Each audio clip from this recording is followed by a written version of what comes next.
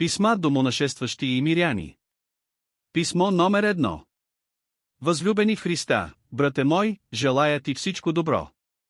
Днес получих твоето писмо и ти давам отговор на това, за което ми пишеш. Сведенията, за които молиш, не изискват от мен много време и труд, за да помисля и да ти отговоря. Умната молитва за мен е както занаятът за всеки човек, защото се трудя над нея повече от 36 години. Когато дойдох на Света гора, веднага започнах да търся пустинници, които се трудят над молитвата. Тогава, преди 40 години, имаше мнозина, които имаха живот вътре в себе си. Хора на добродетелта. От тях ние избрахме за себе си духовен отец и те бяха наши наставници. И така, извършването на умната молитва, това е принуждаване на себе си да казваш непрестанно молитвата с уста без прекъсване. В началото, бързо, за да не успее умът да образува помисъл на разсейване, внимавайки само в думите: Господи Исусе Христе, помилуй ме.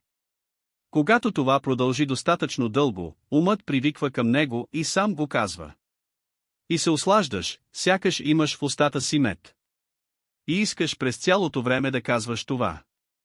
И ако го оставяш, много се огорчаваш. Когато умът привикне към това и му се насити, и добре се научи на него, тогава го изпраща в сърцето. Защото умът е даващият храна на душата и това, което той види или чуе, добро или зло, работата му е да го спусне в сърцето, центъра на духовната и телесната сила на човека, престола на ума. Така че, когато молещият се не позволява на своя ум да си представя нищо, а да внимава само в думите на молитвата, тогава той, дишейки леко, с известно усилие и със собствено желание го спуска в сърцето и го държи вътре сякаш в теснина, и равномерно казва молитвата: Господи Исусе Христе, помилуй ме. В началото той казва няколко пъти молитвата в продължение на едно вдишване. След това, когато умът привикне да стои вътре в сърцето, при всяко вдишване се произнася една молитва. Господи Исусе Христе, вдишване, помилуй ме, издишване. Прави се така до тогава, докато не го осени благодатта и не започне да действа вътре в душата, след това вече е съзерцанието. И така, молитвата се произнася навсякъде, и седейки, и в леглото, и ходейки, и стоейки. Непрестанно се молете. За всичко благодарете. Първо послание на светия апостол Павел до Солуняни, глава 5, стих 17 и 18, казва апостолът. Става дума обаче не за това да се молиш само тогава, когато си легнеш. Нужно е борба, стоейки, седейки. Щом се умориш, сядаш, и отново ставаш, за да не те надвие сънят. Това се нарича деяние. Ти показваш своето намерение на Бога. А всичко се заключва в Него, дали Той ще ти даде. Бог е началото и краят. Благодатта му върши всичко. Тя е движещата сила. А за да се появи и за да започне да действа любовта, е нужно да пазиш заповедите.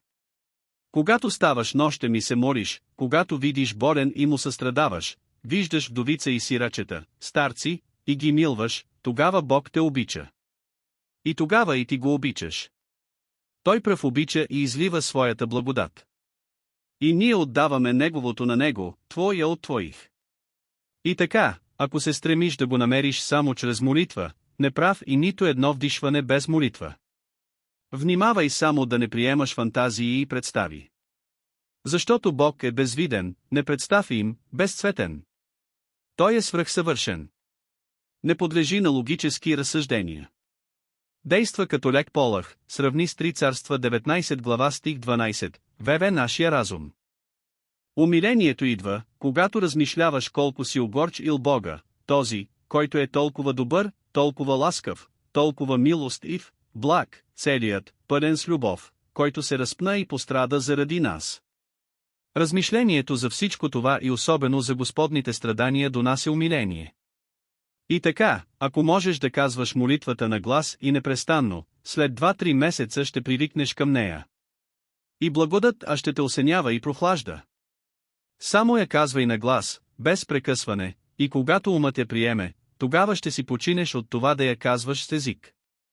И пак, когато умът я оставя, започва езикът. В началото, докато не си привикнал, цялото усилие се насочва към езика, после през всичките години на живота ти умът ти ще я казва без труд. Когато дойдеш, както казваш, на Света гора, ела и ни посети. Но тогава ще поговорим за други неща. Няма да ти остане време за молитва. Ще намериш молитва там, където умът ти ще бъде спокоен. Тук, където ще обикаляш по манастирите, умът ти ще се отвлича към друго, към това, което ще чуваш и виждаш. Уверен съм, че ще намериш молитвата. Не се съмнявай. Само тропай направо на вратата на Божията милост и Христос при всички случаи ще ти отвори. По друг начин не може да бъде. Възлюби го много, за да получиш много. Според любовта към него, голяма или малка, и въздаянието е голямо или малко.